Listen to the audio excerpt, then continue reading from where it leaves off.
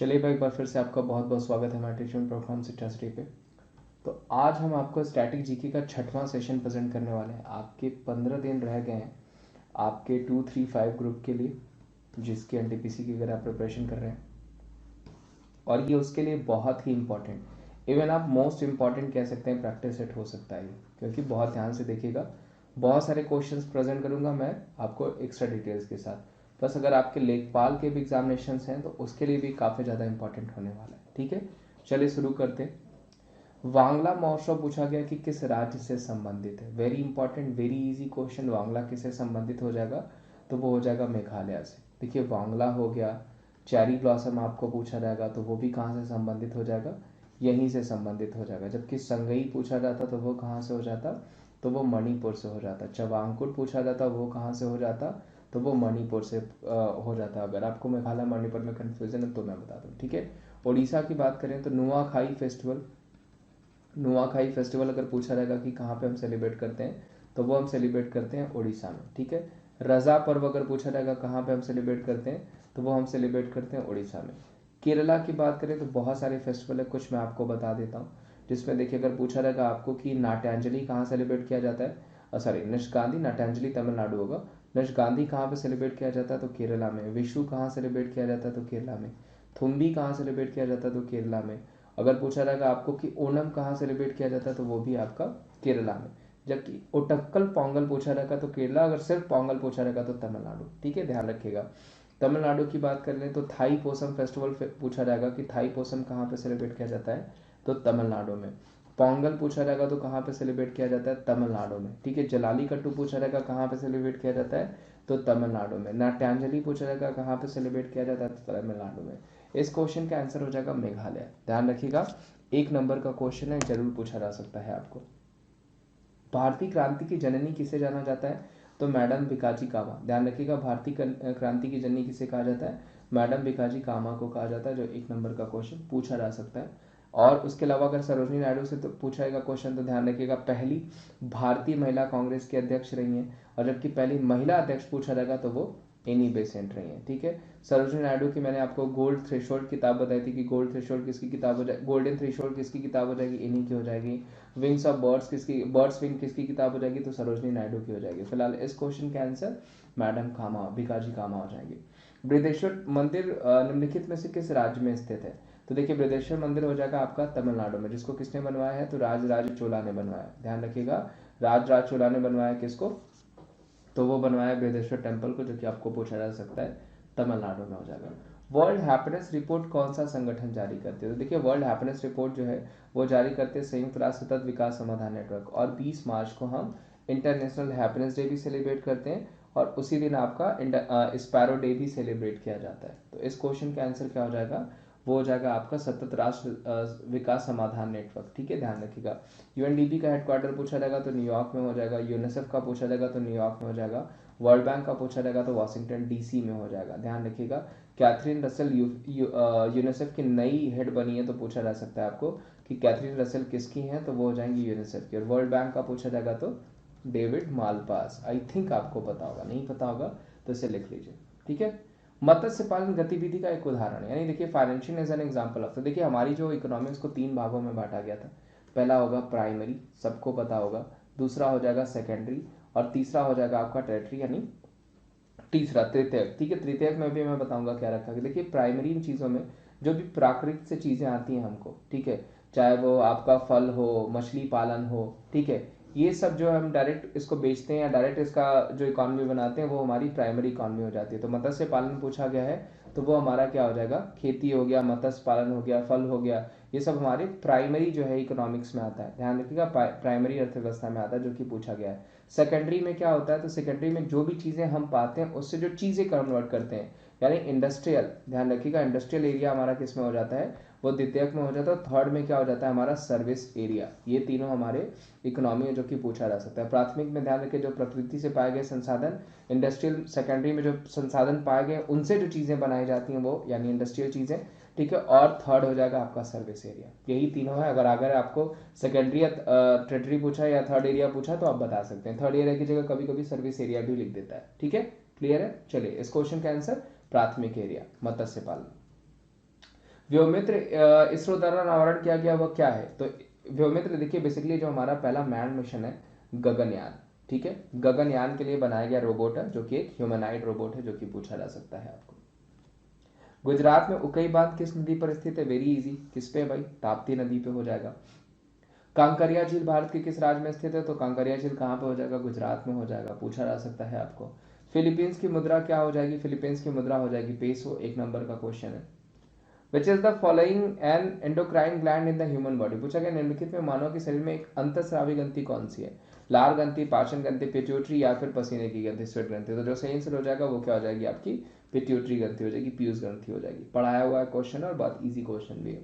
निम्नलिखित में से किसने सुधारक ने वेदों को और लौटों का नारा दिया था? तो देखिए वेदों को और लौटों का नारा दिया था दयानंद सरस्वती ने। इनकी किताब भी मैंने आपको बताई है सत्यार्थ प्रकाश। सत्यार्थ प्रकाश किसकी हो जाएगी? इन्हीं की किताब हो जाएगी।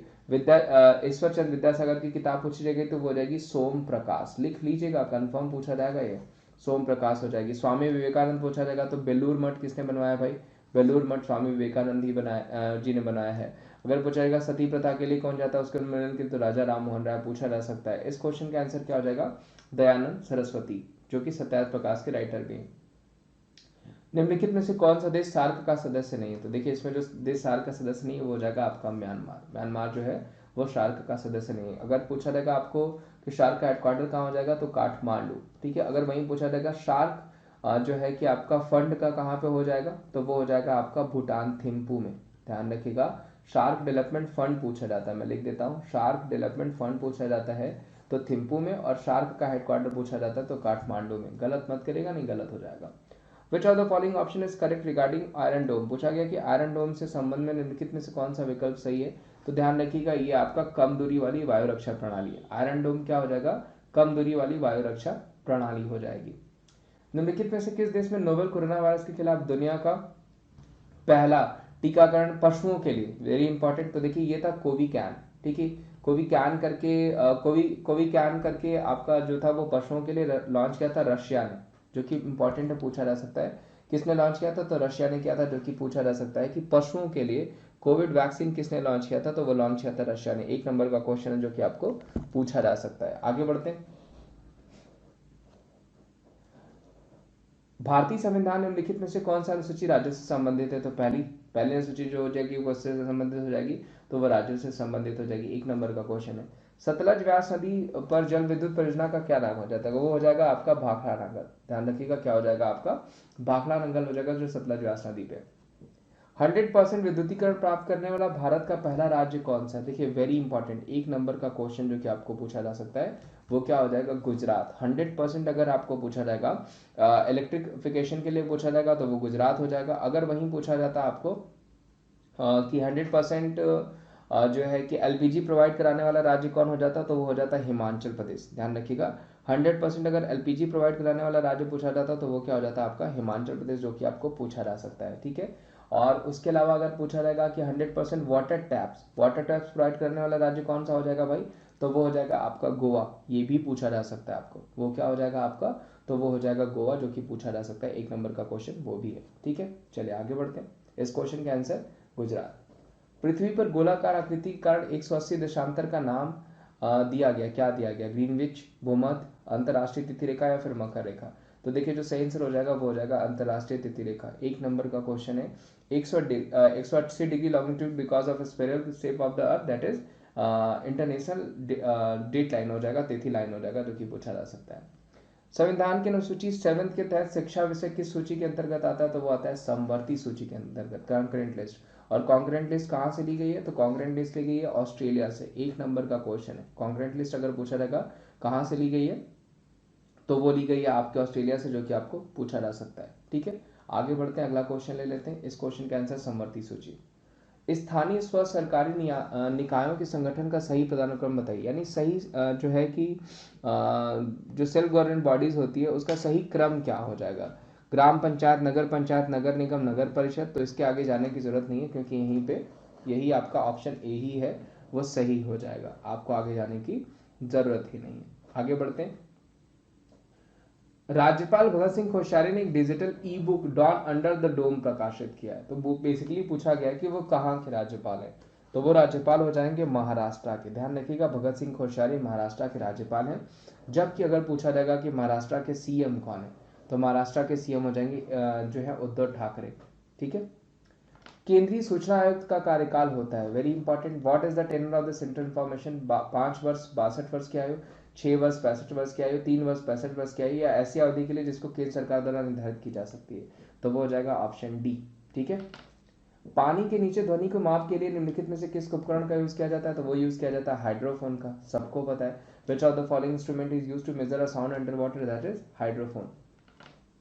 स्वतंत्रता आंदोलन की ग्रैंड ओल्ड लेडी के रूप में किस लोकप्रिय कौन लोकप्रिय, किसको जाना जाता है, तो वो हो जाएंगी अरुणा आसिफ अली। ध्यान रखिएगा, ग्रेट ग्रैंड ओल्ड लेडी अगर पूछा जाएगा तो वो कौन हो जाएंगी, अरुणा आसिफ अली। ये भी एक नंबर का क्वेश्चन है जो कि आपको पूछा जा सकता है। गुलाम वंश के किस शासक को बहाउद्दीन के नाम से जाना जाता था, तो वो कौन हो जाएगा, वो हो जाएगा बलबन। बलबन ने अपने समय में हिंदुओं को उच्च पोस्ट पे रखा था और सिजदा पैबोस प्रणाली भी चलाई थी। सिजदा पैबोस प्रणाली भी बलबन ने चलाई थी। प्लस जो है तूतीय हिंद आमिर खुसरो भी बलबन के ही शासनकाल में हुआ करता था, जो कि पूछा जा सकता है, एक नंबर का क्वेश्चन है। ठीक है। और ये सारे ही जो है आपके किस वंश से संबंधित हैं, गुलाम वंश से संबंधित है, जो कि 1206 से 1290 तक चला था। जिसको अगर संस्थापक बात करी जाए तो वो कुतुबुद्दीन ऐबक, वास्तविक संस्थापक बात करी जाए तो इल्तुतमिश, और उसकी बेटी रजिया सुल्ताना, जो कि दिल्ली सल्तनत पे बैठने वाली पहली महिला भी है, जो कि पूछा जा सकता है आपको, एक नंबर का क्वेश्चन है। इस क्वेश्चन का आंसर गयासुद्दीन तुगलक गयासुद्दीन बलबन हो जाएगा, ध्यान रखिएगा। सर्वश्रेष्ठ हिंदी फिल्म श्रेणी में फिल्म पुरस्कार 2021 किसने प्राप्त किया? देखिए बात हो रही है 67वें राष्ट्रीय फिल्म पुरस्कार की। देखिए 67वें राष्ट्रीय फिल्म पुरस्कार में सर्वश्रेष्ठ हिंदी पिक्चर पूछा गया है, तो वो हो जाएगा आपका सुशांत सिंह राजपूत की छिछोरे। ठीक है। जबकि अगर सर्वश्रेष्ठ फिल्म पूछा जाता तो वो हो जाती मारक्कर। ध्यान रखिएगा, सर्वश्रेष्ठ फिल्म पूछी जाती तो वो हो जाती मारक्कर, जो कि प्रियदर्शन की मूवी है। जबकि हीरो की बात करी जाए, सर्वश्रेष्ठ एक्टर का अवार्ड किसको दिया गया, तो धनुष और मनोज वाजपेयी को दिया गया। हीरोइन पूछा जाता तो वो कंगना रनावत को दिया गया। पूछा जा सकता है ऐसा क्वेश्चन आपको। निम्नलिखित में से कौन सा जो है कीटभक्षी पौधा है? देखिए वेरी वेरी इंपॉर्टेंट, ऐसे क्वेश्चन आपको पूछे जा सकते हैं। तो अमरबेल हो जाएगा, पिचर पौधा हो जाएगा, चिन गुलाब हो जाएगा, या फिर गुलाब हो जाएगा। तो देखिए जो सही आंसर हो जाएगा वो हो जाएगा आपका पिचर पौधा। वेरी इंपॉर्टेंट, कभी कभी पिचर पौधा न करके यहाँ पे नेफ्थिंस दिया जाता है। क्या लिख दिया जाता है? नेफ्थिंस, क्योंकि इसी का नाम है। अगर ये नहीं देता तो आपको ड्रॉसेरा देता।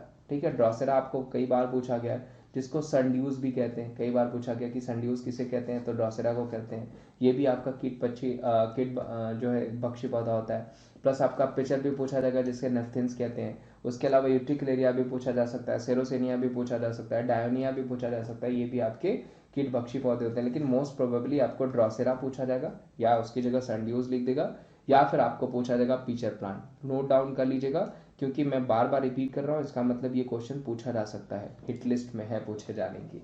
चलिए इस क्वेश्चन का आंसर पिचर पौधा, जिसे नेफ्थिनस भी कहते हैं। निम्नलिखित तत्वों में से किसका परमाणु क्रमांक सबसे अधिक है? तो देखिए सबसे अधिक किसका हो जाएगा, तो वो हो जाएगा 87 फ्रांसियम का। वेरी वेरी इंपॉर्टेंट, पूछा गया है आपको 87 किसका हो जाएगा, तो वो हो जाएगा फ्रांसियम का। ठीक है। जबकि बाकी का भी हम बात कर रहे थे, पोटेशियम का पूछा जाएगा तो 19 है। सबको ही पता होगा कि पोटेशियम कई बार पूछा गया है। पोटेशियम का पूछा गया तो 19 हो जाएगा। उसके अलावा अगर आपको मान लीजिए पूछा जाता है सीजियम का कितना हो जाएगा, तो वो हो जाएगा 55। सीजियम का कितना हो जाएगा, तो वो 55 हो जाएगा। अब बचता है आपका एक ही बचता है रूबीडियम। रूबीडियम भी कई बार आपको पूछा गया है और उसका हो जाएगा 37। ध्यान रखिएगा 37 रूबीडियम का हो गया। ठीक है, 37 कर लीजिएगा। 55 हो गया आपका सीजियम का, पोटेशियम का हो गया 19, और 87 किसका हो जाएगा, वो हो जाएगा फ्रांसियम का, जो कि आपको पूछा जा सकता है। उसके अकॉर्डिंग जो सबसे अधिक परमाणु क्रमांक है वो हो जाएगा फ्रांसियम का। हिंदू एवं स्वदेश मित्र समाचार की स्थापना किसने की? जी सुब्रमण्यम अय्यर ने, या फिर बाल गंगाधर तिलक, सुरेंद्रनाथ बनर्जी, या जी के गोखले। तो देखिए जो सही आंसर हो जाएगा वो हो जाएंगे जी सुब्रमण्यम अय्यर। ठीक है। इन्हीं के द्वारा हिंदू स्वदेश मित्र समाचार पत्र की स्थापना की गई। बाल गंगाधर तिलक का पूछा जाएगा तो इनका मराठा हो जाएगा और केसरी हो जाएगा, और गीता रैश इन्होंने किताब लिखी थी। सुरेंद्रनाथ बनर्जी को बंग आंदोलन के रूप में जाना जाता है। ध्यान रखिएगा, वेरी वेरी इंपॉर्टेंट। इनको बेताज बादशाह के नाम से भी जाना जाता है। ठीक है। और गोपाल कृष्ण गोखले गांधी जी के गुरु हो जाएंगे। निम्नलिखित में से कौन सा शब्द बायोम का सबसे अच्छा वर्णन है? Which of the following word best describe bio? पौधा, जानवरों की समुदाय जो समान पर्यावरण परिस्थिति को साझा करते हैं, पृथ्वी का वह भाग जो जीवित जीवों पर द्वारा बसाया हुआ है, एक दूसरे के साथ बातचीत करने वाले जीव समुदाय या विभिन्न पर्यावरण परिस्थितियों में के साथ दो भौगोलिक क्षेत्रों के बीच संक्रमण क्षेत्र। तो जो सही आंसर हो जाएगा देखिए वो क्या हो जाएगा, पौधे और जानवरों के समुदाय को जो सामान्य पर्यावरण परिस्थितियों में साझा करते हैं, उसी का मतलब हो जाएगा बायोम। परफेक्ट वर्ड है, ठीक है। तो देखिए ये आज के क्वेश्चंस थे। उम्मीद करता हूँ ये सेशन आपको अच्छा लगा होगा। जो भी मैंने डिटेल्स दी हैं वो भी आपको अच्छी लगी होंगी। तो मैं यही कहूँगा वीडियो को ज़्यादा से ज़्यादा लाइक करिएगा अगर वीडियो अच्छी लग रही है। चैनल पर नए हैं तो चैनल को जरूर शेयर करिए और सब्सक्राइब करिए, ठीक है। और जो है कि उसके अलावा जो भी आपको सजेशन देने आप सजेस्ट कर सकते हैं। और ऐसे बहुत सारी वीडियोस में आपको प्रैक्टिस सेट करंट अफेयर का भी और 2 स्पेशल टॉपिक भी प्रेजेंट करता हूं, तो उन वीडियोस को भी जाके देखिए। मैं जल्दी मैं इसकी प्लेलिस्ट बना देता हूं आपको, स्टैटिक जीके की प्लेलिस्ट में सारी वीडियोस देख लीजिए। करंट अफेयर की भी प्लेलिस्ट बना देता हूं, बस इंपॉर्टेंट टॉपिक्स आप जा करके विजिट कर सकते हैं बार बार, ठीक है। तो दोस्तों जैसा कि मैंने बताया कि अनअकैडमी पे फ्री क्लासेस देखने के लिए आप अनअकैडमी एप्लीकेशन इंस्टॉल कर लीजिए। प्लस साथ ही साथ अभी वहां पे आपको पता है कि बहुत सारे ऑफर्स चल रहे हैं। रिपब्लिक डे ऑफर चल रहा है जो 28 जनवरी यानी कल तक चलेगा। तो इसमें क्या होगा कि ये कोड अगर आप अप्लाई करते हैं Vimlesh@14, ठीक है, VIMLESH@14, इसको यूज करते हैं तो आपको 30% का ऑफ मिल जाता है। 20% का कोड से और 10% का कॉइन से ऑफ मिल जाता है। तो मैं यही कहूंगा कि जल्दी से इसको, और डिस्क्रिप्शन बॉक्स में भी मैंने दे रखा है, लिंक दे रखा है, प्लस कोड कॉइन के ऑप्शंस भी दे रखे हैं वहां पे, आप उसको क्लिक करके जाकर के सब्सक्रिप्शन ले सकते हैं। सब्सक्रिप्शन में देखिए आपको डिस्काउंट्स तो मिलते हैं, साथ ही साथ बहुत सारे batch courses like target MTS batch course, complete batch course है, सिलेक्शन का संकल्प बैच कोर्स हो गया, सफलता बैच कोर्स हो गया। उसके अलावा आपको टेस्ट सीरीज भी वहां मिल जाती है जिसको आप अपने को एग्जामिन कर सकते हैं। टेस्ट फुल टेस्ट दे सकते हैं, चाहे आप HSL के हो, CGL के हो या किसी भी एग्जामिनेशन का आप वहां पे जो है कि टेस्ट सीरीज दे सकते हैं। प्लस उसके अलावा SSC एग्जाम्स में अगर आपको नोट्स चाहिए, किसी भी तरीके का नोट्स, तो आप वहां पे आपको नोट्स भी मिल जाएंगे। वहां पे नोट्स के लिए करना क्या होगा, सिर्फ स्टडी टैब पे जाना पड़ेगा, नोट्स टैब पे जाना पड़ेगा, डिजायर टॉपिक पे जाना पड़ेगा और स्टार लर्निंग करना पड़ेगा, जहां पे आपको नोट्स मिल जाएंगे। साथ ही साथ कॉम्पीट का भी ऑप्शन यूज कर सकते हैं जो कि एक क्विज ऑप्शन है, जहां पे क्विज आपको मिल जाता है, प्लस आपका कॉन्फिडेंस भी बूस्टअप हो जाता है। और ये ऑल इंडिया क्विज है, आपसे जो भी कॉम्पीट करेंगे वो भी इंडिया के आपके लेवल के स्टूडेंट्स ही होते हैं। उसके अलावा किसी भी तरीके का डाउट्स हो तो डाउट्स के लिए आप क्या करेंगे, स्क्रीनशॉट लेंगे, प्रिंटेड कंटेंट्स भी भेज सकते हैं, स्क्रीनशॉट्स भी भेज सकते हैं, डाउट रिटन फॉर्म में भी हमें लेकर के भेज सकते हैं, ठीक है। और उसके अलावा आप ये कोड अप्लाई कर लीजिएगा फ्री क्लासेस के लिए भी, जिसके लिंक्स मैंने आपको दे रखे हैं डिस्क्रिप्शन बॉक्स में। Vimlesh@14 प्लस पेड क्लासेस के लिए भी आप इस कोड का यूज कर सकते हैं। बाकी अपना ध्यान रखिए। Thank you so much. Video अच्छी लगी तो इसे लाइक करिएगा, चैनल पे नया है तो चैनल को सब्सक्राइब करिएगा, वीडियोस को ज्यादा से ज्यादा शेयर करिएगा। थैंक यू सो मच, ध्यान रखिए अपना।